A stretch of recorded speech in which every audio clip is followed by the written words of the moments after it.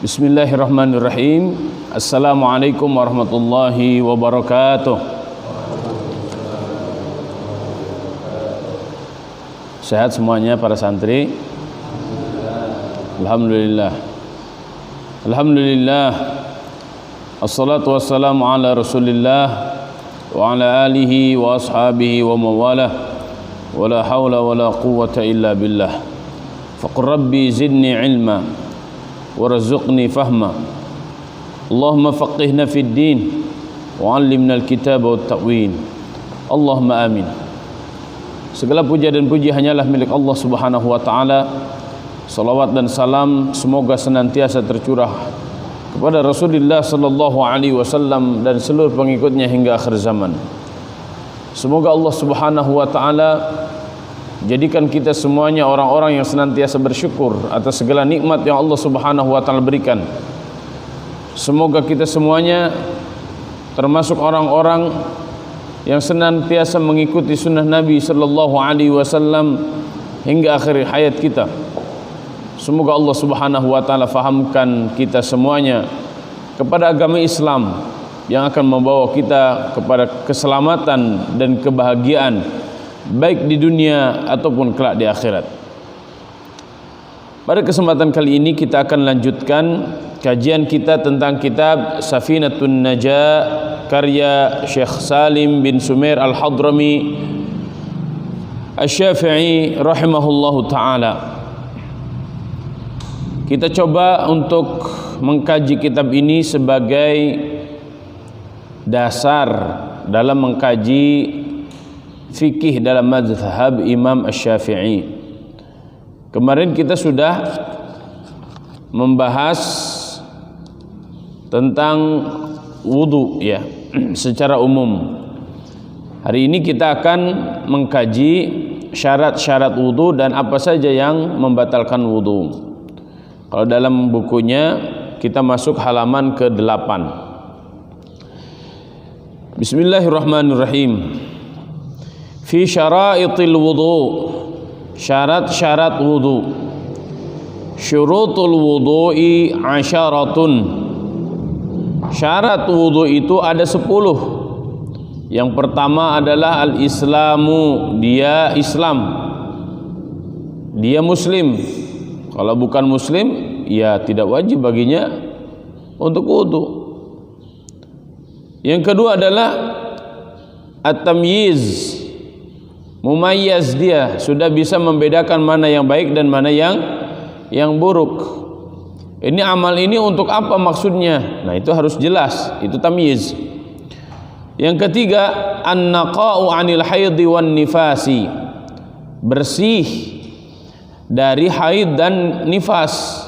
Jadi kalau dia sedang haid atau sedang nifas, ya seakan-akan wudunya itu tidak ada gunanya, karena wudu itu untuk membersihkan diri dan bersiap untuk melaksanakan salat. Sedangkan yang haid dan nifas tidak diwajibkan salat. Kemudian yang selanjutnya yang keempat, tapi kalau kita bandingkan dengan mazhab Imam Malik, kalau Imam Malik tidak batal. Ya, contoh antum begini, antum lagi wudu, lagi mandi junub contoh, atau lagi mandi lah. Antum lagi mandi. Kemudian antum wudu, setelah wudu antum gudir, tahu gudir? Nempel dikit.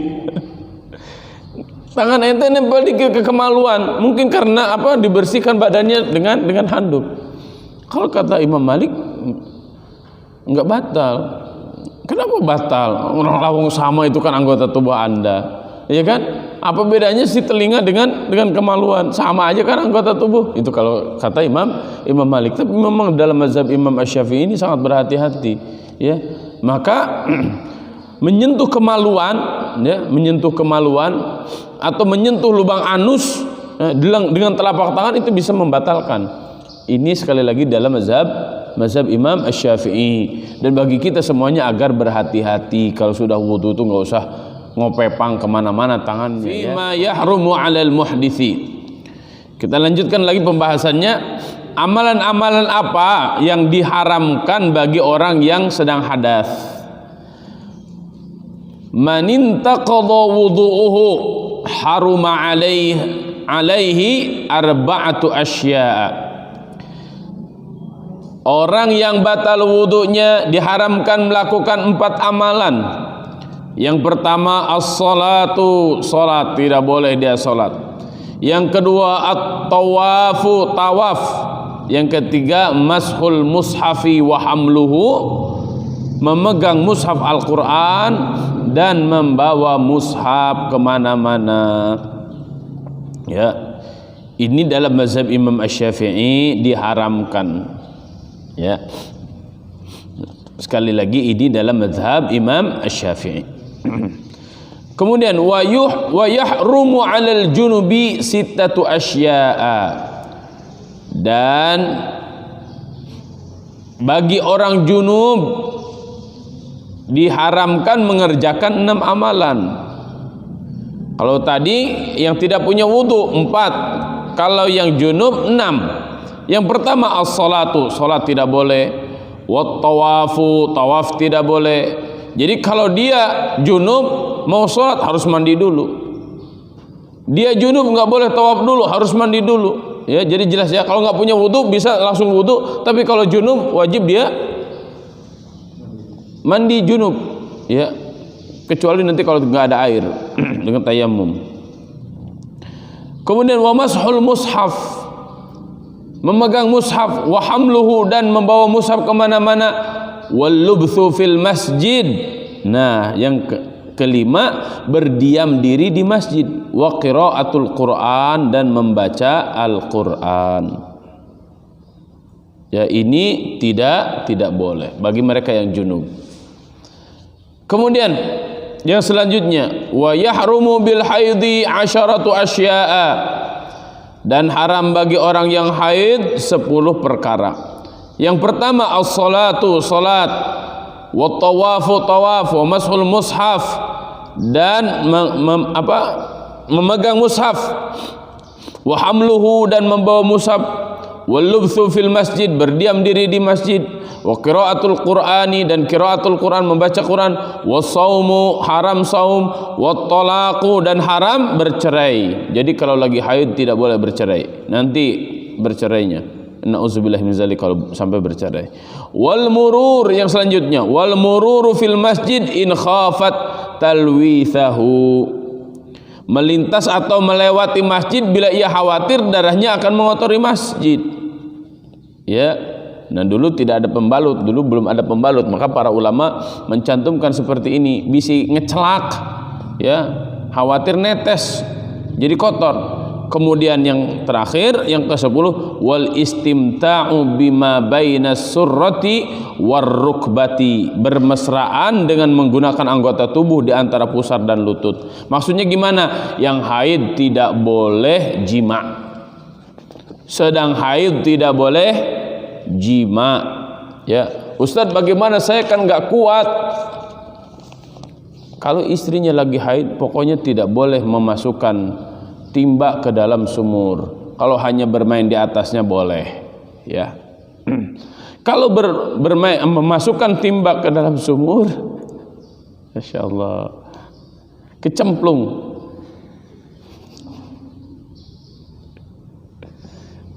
Dan dia sedang kotor. Ya, na'udzubillah tsumma na'udzubillah. Banyak orang yang berhubungan ketika sedang haid istrinya, akibatnya apa?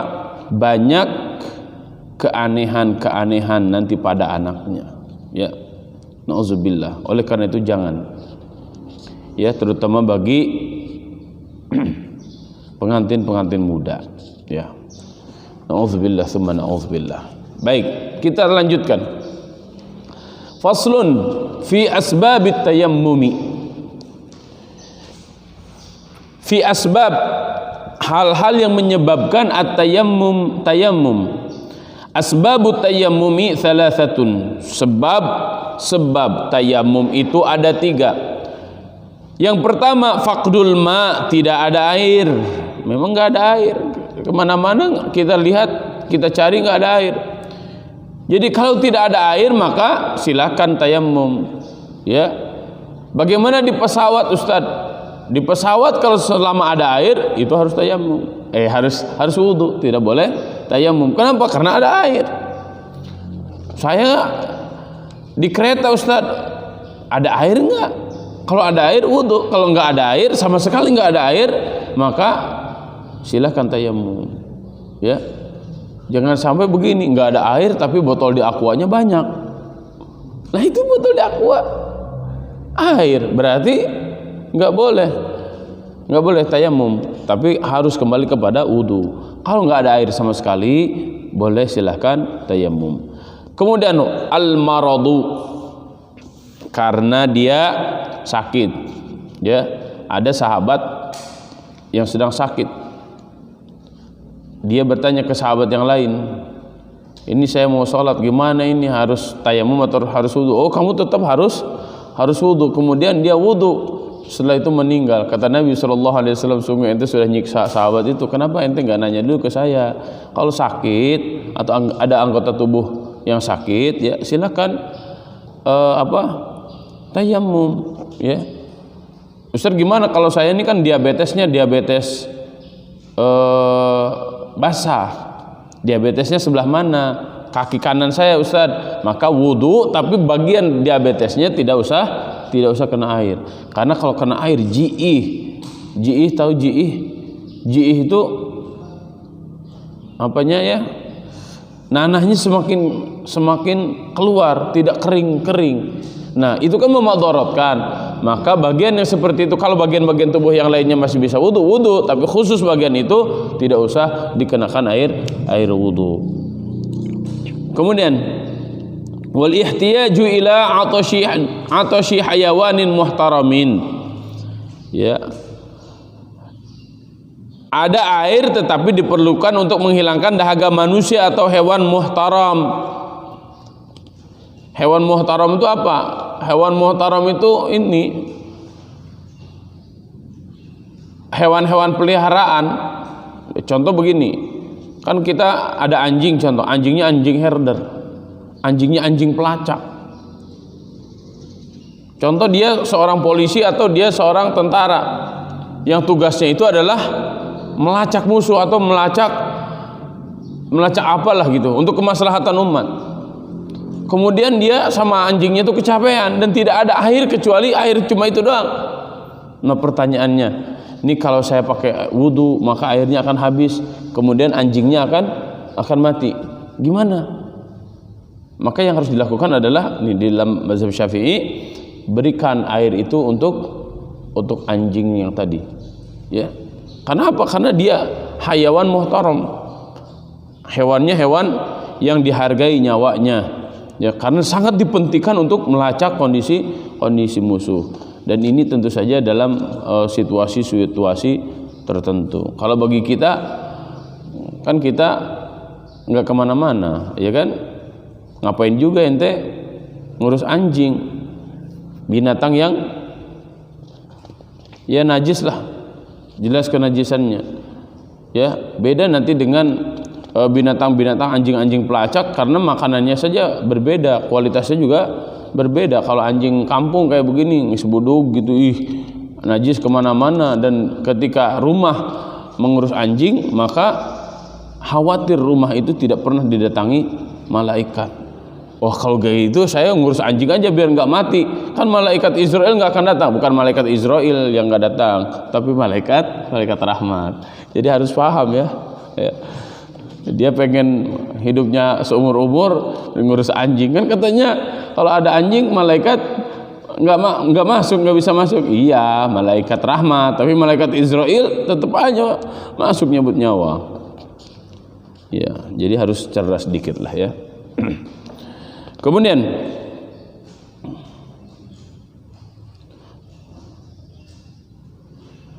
ghairul muhtarami sittatun. Adapun manusia dan hewan yang tidak dihargai nyawanya ada 6. Tarikus shalah, orang yang sengaja meninggalkan sholat, nggak ada harganya tuh. Orang yang nggak mau sholat, nggak pernah sholat, nggak ada harganya di hadapan Allah Subhanahu Wa Taala. Nauzubillah. Kemudian wazanil muhsan, orang yang pernah menikah lalu berzina, ini muhsan ini. Udah punya istri, udah punya suami, ngapain selingkuh sih?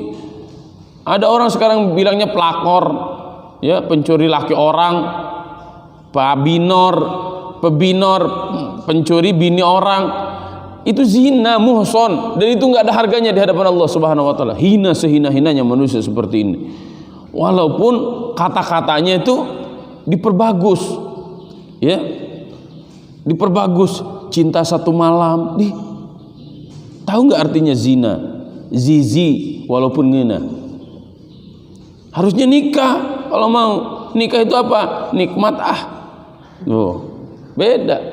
Kalau nikah itu kenikmatan dan ujungnya pahala surga. Kalau zina, zizi walaupun ngenahnya sebentar, dosanya selama-lamanya, maka tidak ada harganya di hadapan Allah Subhanahu wa taala. Faham? Anak-anak SMA yang udah pengen kawin, terutama Amar. Ente kalau sudah pengen kawin, silahkan, tapi persiapkan diri ente, karena pernikahan bukan hanya sekedar memasukkan timba ke dalam sumur, tapi pernikahan harus membangun rumah tangga. Rumahnya ada tangganya. Kalau rumahnya ngontrak jadi kontraktor. Ya, harus diperhatikan itu. Lanjut. Wal murtadu, orang murtad. Orang murtad itu apa? Allah Subhanahu wa taala telah menyayanginya dengan Islam, malah dia keluar, malah memilih kekafiran, itu murtad. Ya.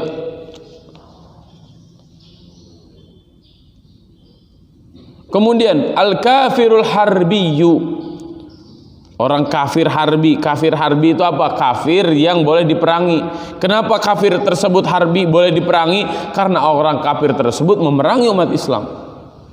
Ya, dan ini dalam situasi perang. Kalau di Indonesia nggak ada kafir harbi. Kenapa? Kondisinya kondisi aman. Ya, kondisinya kondisi aman. Jadi tidak boleh sembarangan ngebom, meledakkan bom. Itu kan orang kafir dibom gitu, nggak boleh ente. Justru itu merusak tatanan bumi itu tuh. Ya, kayak Sunda Empire aja ini, merusak tatanan bumi.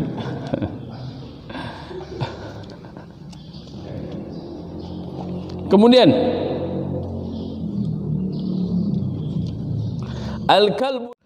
al-kalbul aqur, anjing yang suka menggigit, anjing gila yang suka menggigit.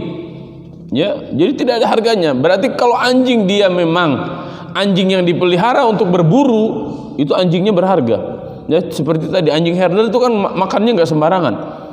Ya, dia makannya bahkan mungkin lebih mahal daripada kita makannya, karena dia makannya harus daging segar. Beda anjing budug.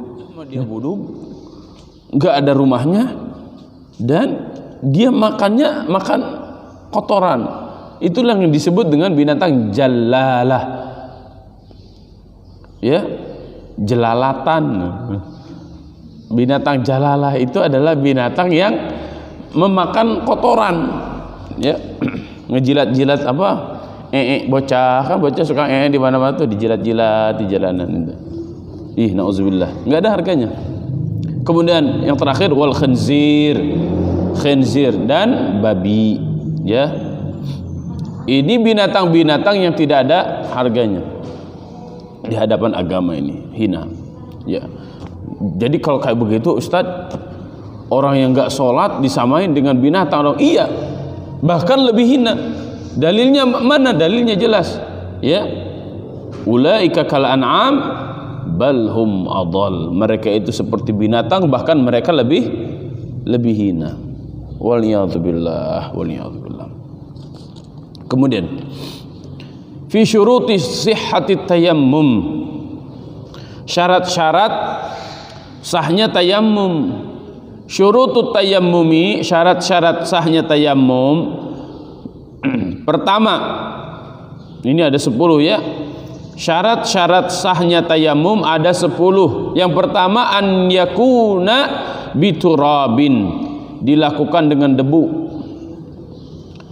Wa an yakuna turabu tahiran, dan debunya itu bersih. Wa an la yakuna musta'malan, debu debunya bukan yang sudah digunakan tayamum oleh orang lain.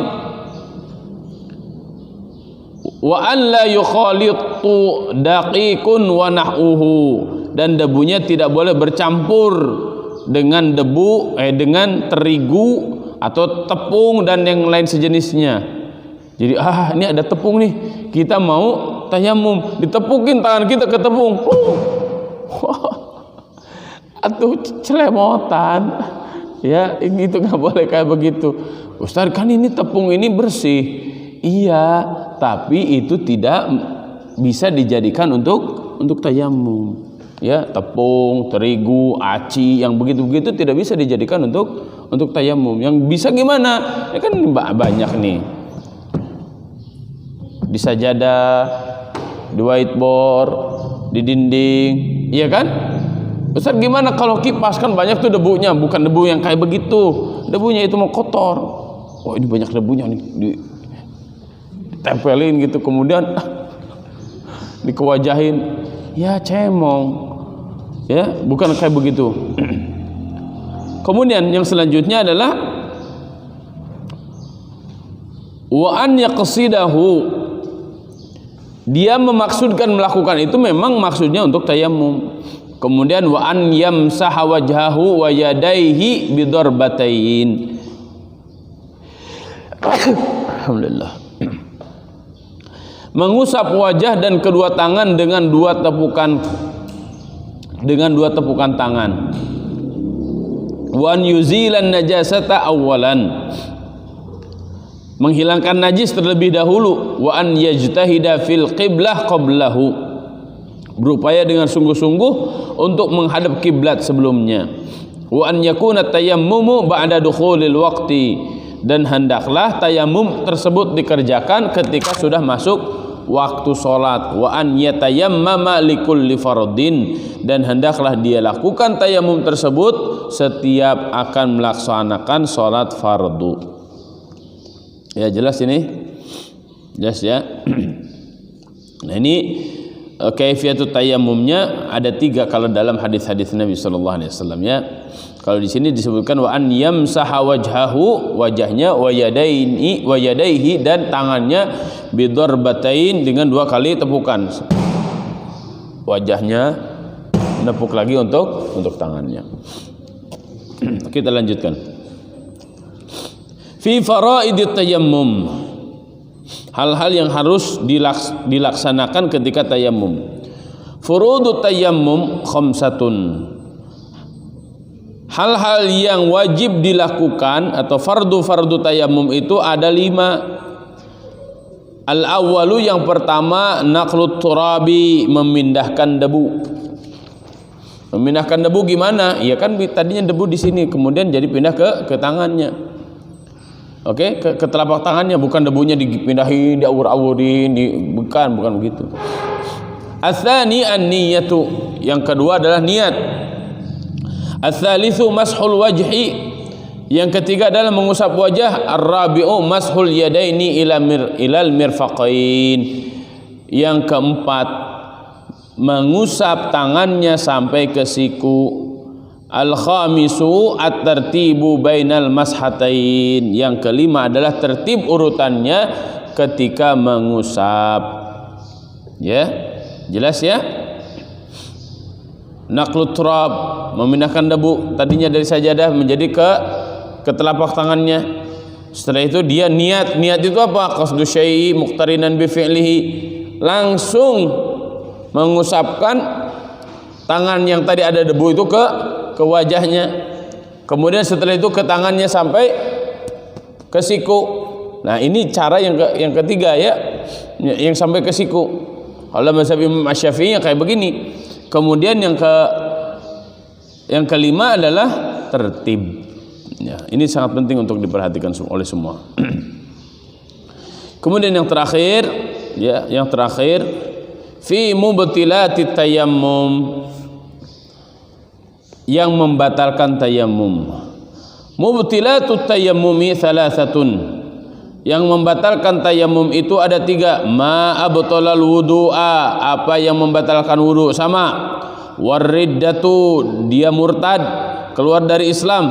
jadi tidak suci lagi. Wa tawahhumul ma in tayammama li faqdihi. Yang ketiga, keraguan akan adanya air jika tayamum dilakukan karena tidak ada air. Jadi kalau dia tidak yakin ini ada air atau tidak, maka tayamumnya batal. Jadi tayamum itu sah dilakukan jika memang kita yakin benar-benar air itu sudah tidak ada. Maka pastikan airnya ada atau tidak dulu. Cari dulu kemana-mana. Kalau ternyata memang di daerah ini tidak ada air, baru tayamum. Kalau masih ragu-ragu, maka tayamumnya tidak sah. Kurang lebih seperti itu. Insyaallah besok kita akan bahas tentang an-najasat. Ya, an-najasat itu adalah najis. Semoga pembahasan hari ini tentang syarat wudu, kemudian yang membatalkan wudu, kemudian tayammum bisa kita fahami dan bisa kita laksanakan dalam ibadah keseharian kita, dan semoga Allah Subhanahu wa taala menerima segala amal ibadah kita semuanya walaupun dengan penuh kekurangan atau ketidaktahuan, dan semoga dengan mengkaji kitab-kitab para ulama, ilmu dan pengetahuan kita tentang agama ini terus bertambah sesuai dengan sunnah Nabi sallallahu alaihi wasallam. Allahumma amin wa sallallahu ala sayyidina Muhammad wa ala alihi wa sahbihi ajma'in. Wallahu a'lam bissawab. Subhanakallahumma wa bihamdika nashhadu an la ilaha illa anta nastaghfiruka wa natubu ilaik. Wassalamu alaikum warahmatullahi wabarakatuh.